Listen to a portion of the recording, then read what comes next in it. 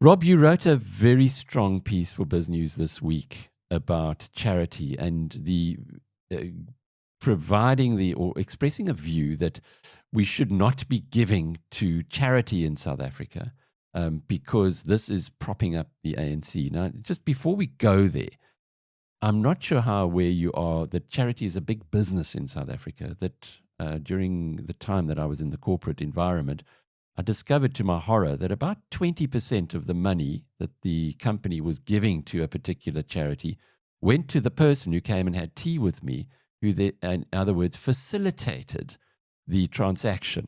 So, to start with, there are a lot of vested interests with charities who'd scoop off the top. So, you think you're giving 100 Rand to some charity. Well, actually, you aren't. You're giving 20 Rand to the person who's doing the marketing for it. So that's a starting point.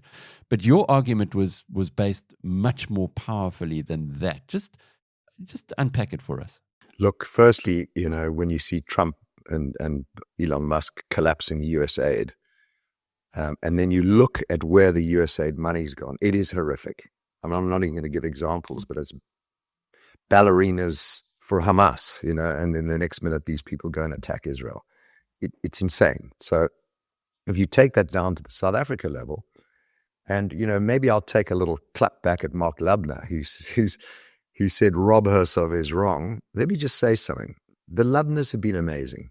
They've had their Africa Tikkun, extraordinary charity that's been going for decades. But Mark, have you ever given money to the DA or Freedom Front Plus, Patriotic Alliance, or for that matter to the Free Market Foundation or the IRR? Have you? You've been raising money for charity for a very, very long time.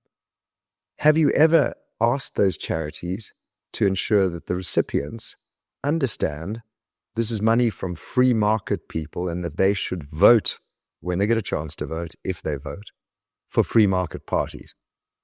Why can't it be conditional, Mark? Have you ever given decent amounts of money, the Lubner family, to the DA, Patriotic Alliance and others? And then I have two very good friends who are hugely successful, both live overseas, both have made a lot of money. I'm not going to mention their last names, but Peter and Stephen.